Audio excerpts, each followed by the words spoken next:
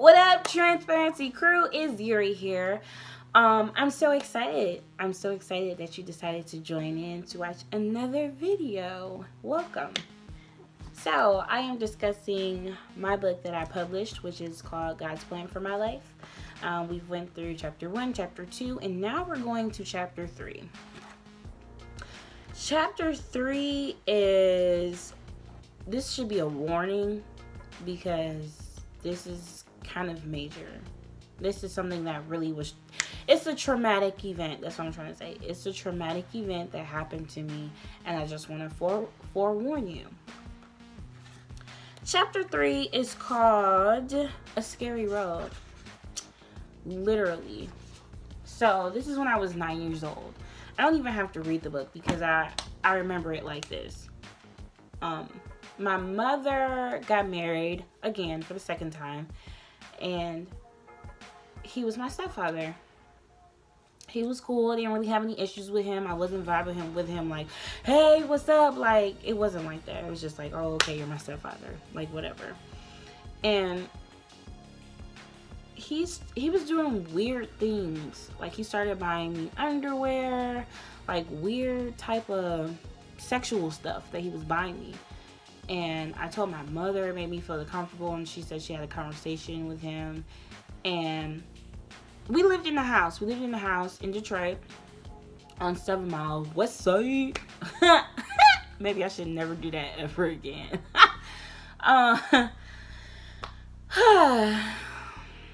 We lived on 7 Mile, and we lived in a house.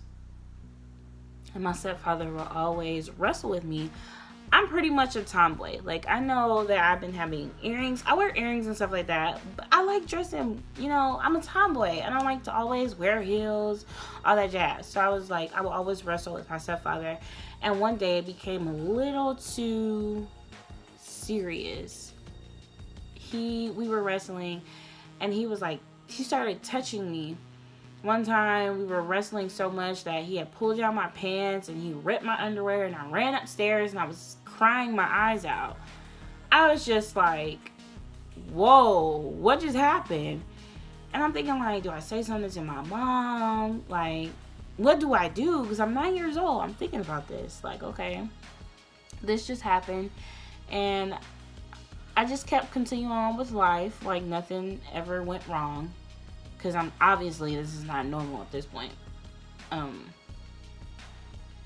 My mom started to really notice changes in me. She would ask me, because I was a very talkative child. Like, oh my goodness, I would talk your head off. And I probably talk a lot on my child. Yeah, my mom was like, is everything okay? Because you're not really talking, you're not really saying anything. You kind of seem off. And you know, parents, they usually know when something's going on. Meanwhile, my stepfather was completely raping me, like, over and over and over and over again. Like, to the point where I was just like, okay. And he had threatened me with the famous line that most rapists say. If you tell, I will kill your mother. So I'm thinking, at 9 years old, you're going to kill my mom if I say anything? Of course I'm not about to tell her what's going on. Sorry, I'm getting loud. I'm getting a little passionate about what I'm talking about. But I'm like, so you're going to kill my mom? Meanwhile, this is, how many bedrooms do we have? 1, 2, 3. We had 3 bedrooms, right? He would rape me downstairs while my mother was upstairs. First of all, who rapes anybody? Why would you even do that? And you rape while the person's there? I'm like, what? This is mind-blowing. Mind-blowing. I want to go into chapter 3. There was a specific time. This is getting really deep. So if you feel like you can't handle it, that's fine. Go out of the video.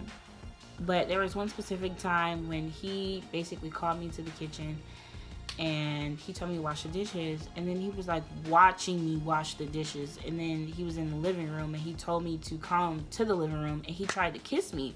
My lips were frozen, completely frozen. I'm just like, what's happening? And then he proceeded to, you know, take off my clothes and all that jazz.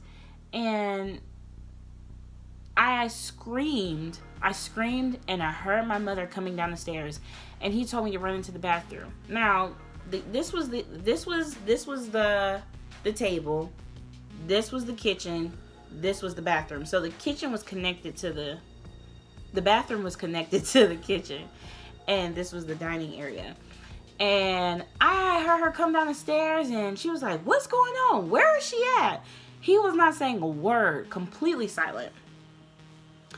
He was like, "Where?" She was like, "Where is she?" And he was like, "I'm dumb." I remember that was his response. "I was really stupid." And she's like, "What?" So I hear somebody come to the door, the bathroom door, and I'm completely naked. And she pulls me out, and she's like, "Why are you naked? Blah, blah, blah, blah, blah." She's like going off. And the thing that hurt me the most was that my mother was blaming me. Now, I say she was really blaming me. She was like, "How could you do this to me?" She was saying all this kind of stuff. And it was making me like, what? Like, I'm the victim here. I'm the one who's getting raped. And later on in life, I forgave, because that's what I talk about on my channel. I forgave her. You know, I was just like, you know, she was in shock. I don't know what was happening. She just was, I mean, it was just a lot, you know. I talked to my auntie about it, and she basically told me, she was like, "Well, there are some girls that probably try to take their father away from their mother." And I'm like, that is completely disgusting. But yes, I remember she told me to go upstairs, pack my stuff. We're going to my grandmother's house.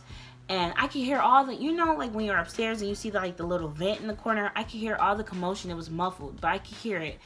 And I was packing my suitcase, and I was crying, and I was just feeling so alone. I felt like I was in trouble.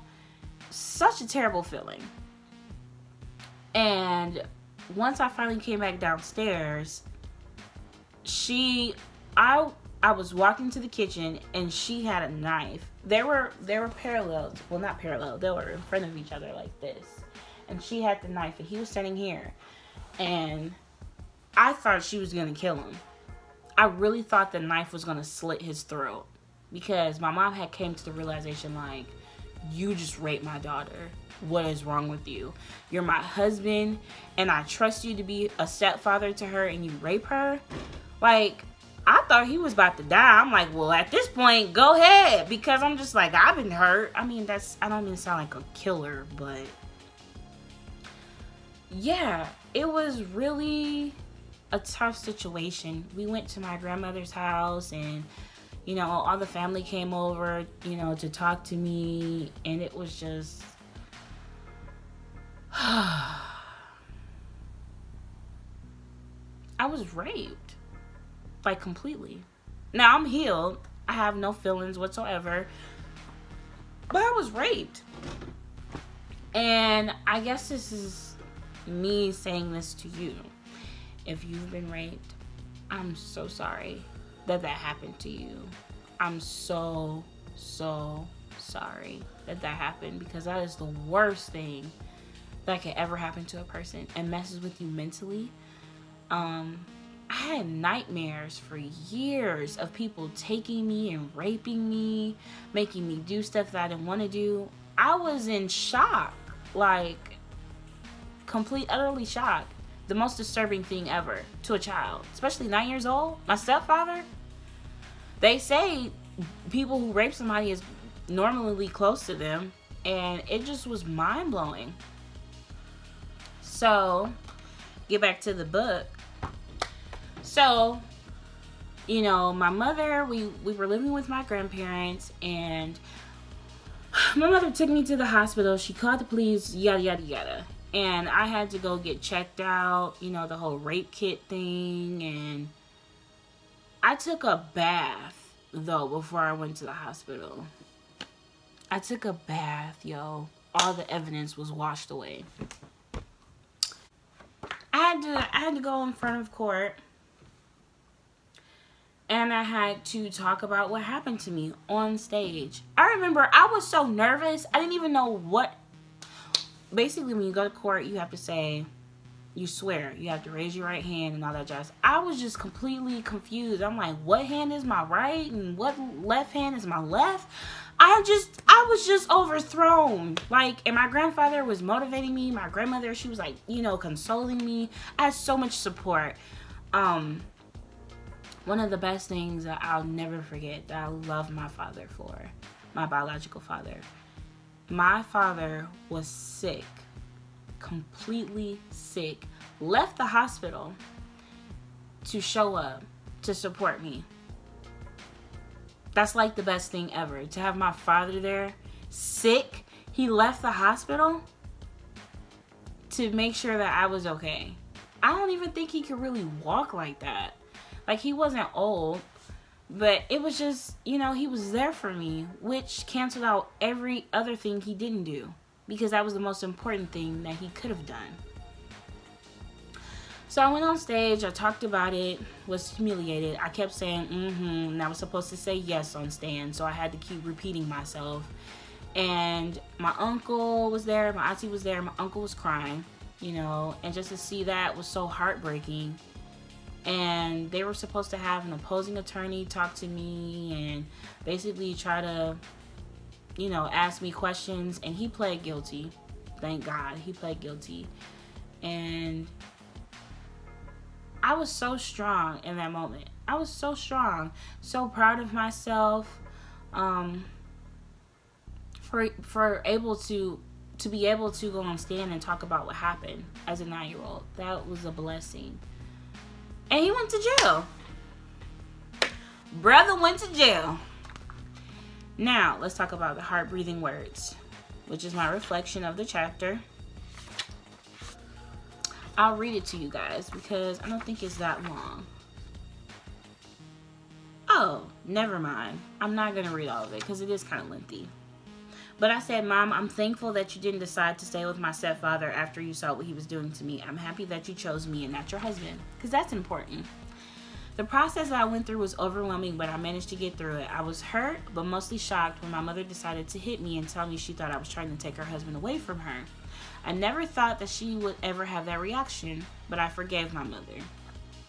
I came to the conclusion that she was in shock, and she told me that she didn't remember doing that and apologized to me. She literally had no clue of saying that to me. So it was just very traumatic.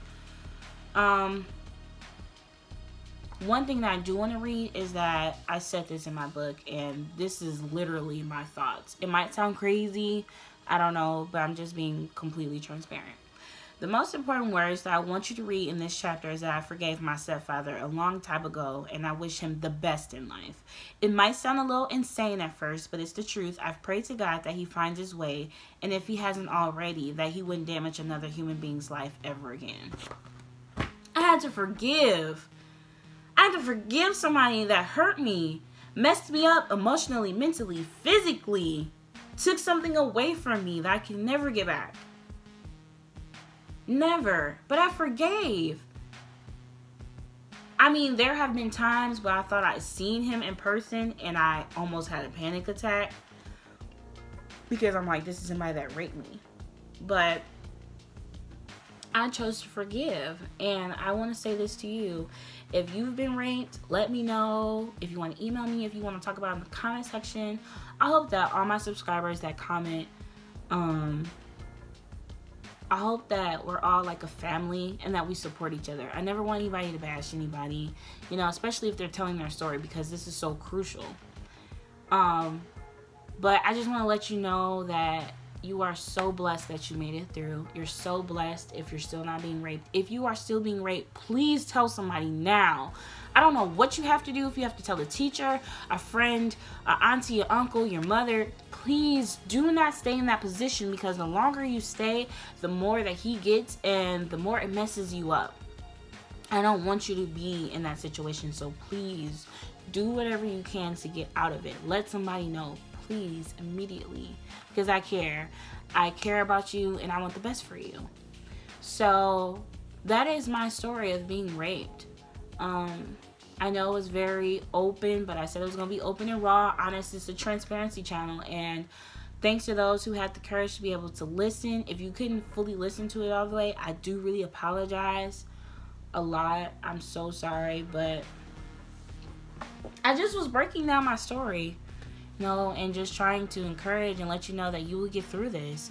You will be okay. My mother actually put me in counseling for like 2 seconds, and I felt like it didn't work. Like, it just seemed like a waste of time. Like, I really wasn't opening up to her, so I just was like, whatever.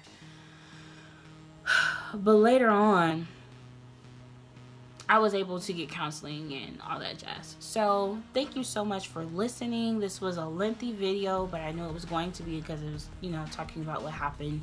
And please subscribe, like, comment, let me know your thoughts. If you have a journey that you're being transparent in, let me know. Tag me on Instagram. I will link my social media down below. If you want to buy a book from me personally, a signed copy, let me know. I will send me your address, and I will send you a copy of my book.